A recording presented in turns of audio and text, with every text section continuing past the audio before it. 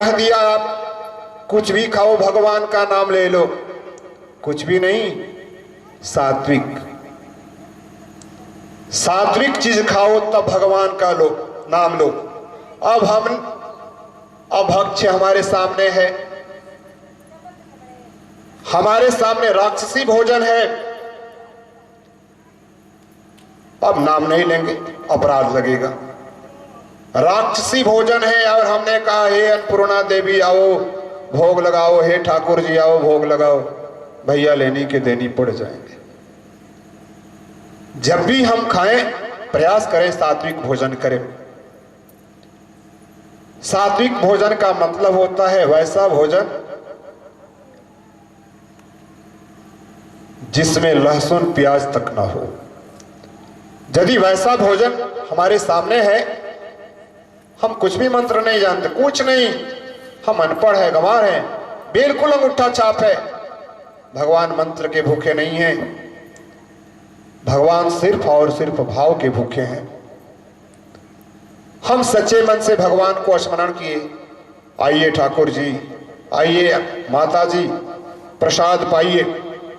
हम खाना खा रहे हैं लेकिन कह रहे भगवान आइए भोग लगाइए, भगवान भोग लगा लिए तो कम से कम हम नहाते नहीं है, पूजा नहीं करते, चलो चलेगा। लेकिन जब भी हम भोजन करें प्रयास करें कि हमारा भोजन, हमारा आहार सात्विक हो, और आहार सात्विक हो, भगवान का नाम ले लिए, हो गया हमारा पूजा। कोई जरूरी नहीं है गिरुआ वस्त्र धारण करना, चंदन टीका लगाना, दाढ़ी बढ़ा लेना, झूंटा बढ़ा लेना, ये सब उतना महत्वपूर्ण नहीं है जितना हमारा अंतःकरण। हमारे समाज में ऐसी विकृति है, कहने में संकोच आ रहा है, जो वेश तो विरक्त का धारण कर लिए हैं, वेश बिल्कुल विरक्त, महात्मा का, संत का रूप धारण कर लिए और असंत का काम कर रहे हैं। प्रभु की कृपा है, प्रभु की कृपा है कि संत के वेश में आकर के भी असंत का काम करते हैं, भगवान उनका भी कल्याण करें। तो हम कुछ भी करें, भोजन करते हैं, भगवान का नाम ले लिए, हमारा पूजा हो गया। दिन भर आप अपना काम करो, मंदिर में घंटी डोलाना, माला फेरना, ग्रंथ का अध्ययन करना कोई जरूरी नहीं। आपका अंतःकरण पवित्र होना चाहिए। आप किसान हो, आप अपने खेत में काम करते हो, हम खेत में काम करते हैं, खेत सो रहे हैं, मन ही मन राम राम राम राम कह रहे हैं, हमारी पूजा चल रही है, हमारी साधना चल रही है। आप व्यवसायी हो, अपने व्यवसाय में लगे हो, व्यवसाय भी कर रहे हो, मन ही मन राम राम राम राम कह रहे हो, आप साधना कर रहे हो। दिन भर काम करो, शाम में सोते हो, सोते वक्त एक बार प्रभु का नाम ले लो, हो गया भजन। मन की तरंग मार लो, हो गया भजन, बुरी आदत सुधार लो, हो गया भजन। हम 24 घंटा मंदिर में रहते हैं, माला का जाप करते हैं और हमारा ध्यान कहीं और है, बेकार है। उतना देर यदि आप अपने घर का काम किए होते, प्रभु प्रसन्न होते, क्योंकि उतना देर आपने कर्म किया और आप अपने परिवार का भरण पोषण किए। परिवार का भरण पोषण करना भी धर्म है। आप भगवान का भजन भी नहीं किए, परिवार का भरण पोषण भी नहीं किए, दूसरे के धन पर डीठ लगाए हैं, बेकार है। तो 24 घंटा के अंदर यदि हम एक बार भी प्रभु का नाम ले लिए, हमारा वो दिन सफल है। तो हम बता रहे थे कि प्रभु का दूसरा स्वरूप है चित्त। तो जितने जीवधारी हैं, जितने शरीरधारी हैं, सब में समान रूप से भगवान श्री हरि व्याप्त है। तीसरा उनका स्वरूप है आनंद। आनंद की बड़ी विचित्र परिभाषा भागवत जी में वर्णन है। हम भूखे हैं, किसी प्रेमी सज्जन ने हमें भोजन पवा दिया, हम क्या कहते हैं? आनंद आ गया। आनंद की परिभाषा ये नहीं है। हमने किसी सुंदर दृश्य का दर्शन कर लिया, कहते हैं आनंद आ गया। हमारे कानों को अच्छे शब्द सुनाई दे दिए, कहते हैं आनंद आ गया। आनंद नहीं है, ये हमारी इंद्रियों को सुख प्राप्त करने वाला साधन है। आनंद और सुख दो अलग अलग चीज है। यह जो आनंद है सिर्फ और सिर्फ प्रभु से संबंधित है, और जो सुख है यह संसार और संसारिकता से संबंधित है। संसार हमें सुख दे सकता है, कदापि आनंद नहीं दे सकता। आनंद जब मिलेगा तब प्रभु के चरण कमलों में मिलेगा। भजन करने से आनंद मिलेगा, कीर्तन करने से आनंद मिलेगा, सत्संग करने से आनंद मिलेगा। लेकिन प्रेमी सज्जनों, ध्यान रहे, हमारे बहुत सारे लोग ऐसे हैं जो शब्द की मर्यादा को भूल जाते हैं। आपको एक उदाहरण दूं,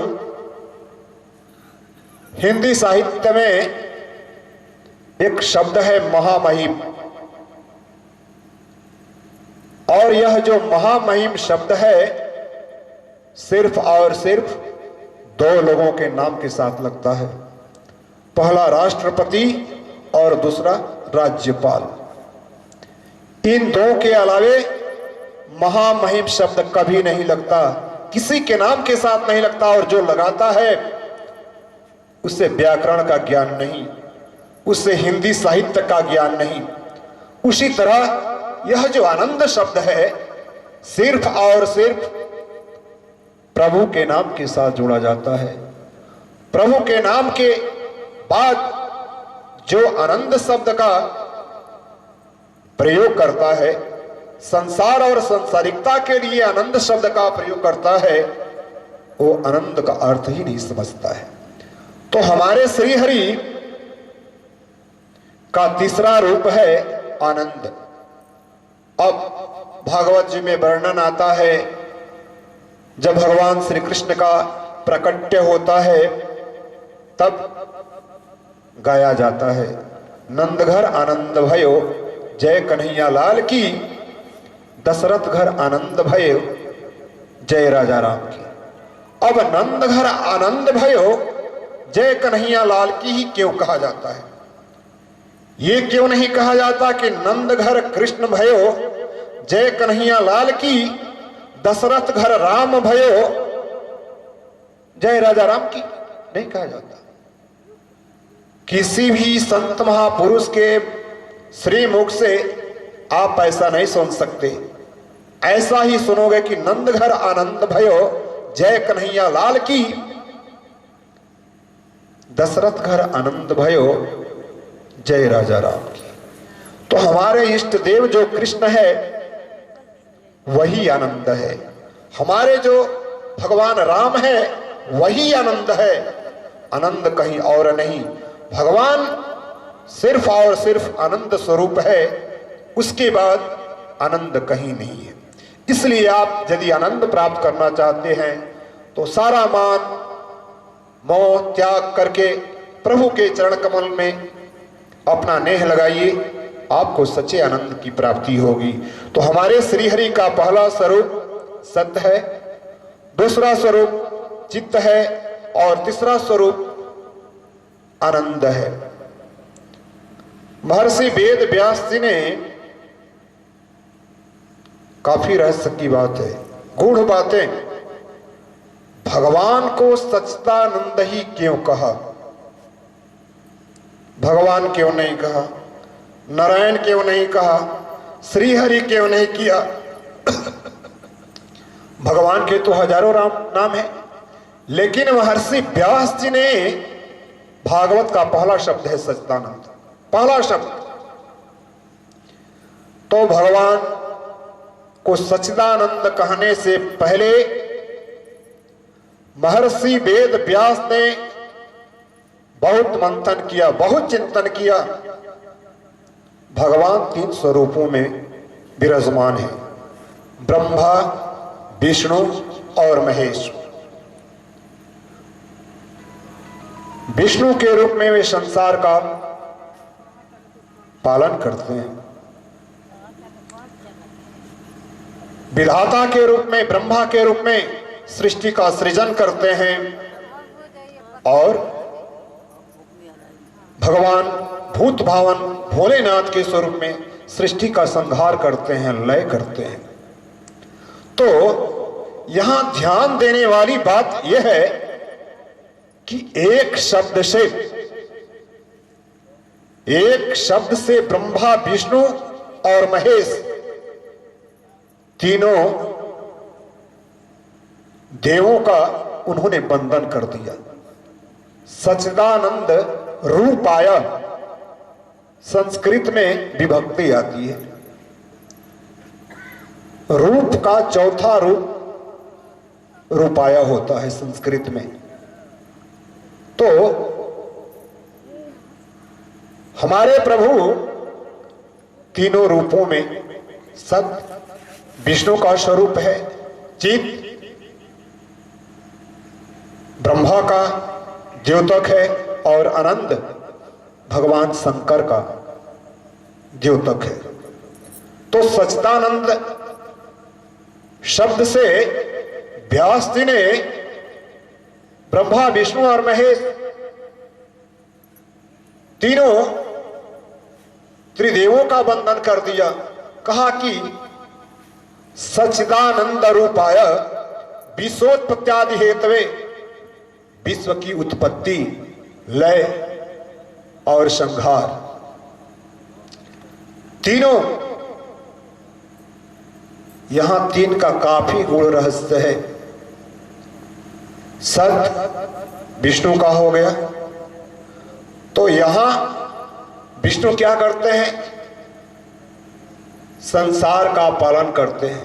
विश्वोत्पत्त्यादि, विश्व की उत्पत्ति, लय और संहार और पोषण तीनों रूपों में वो करते हैं। विश्वोत्पत्त्यादि हेतवे, विश्व की उत्पत्ति, लय और संहार का कारण भी वही है।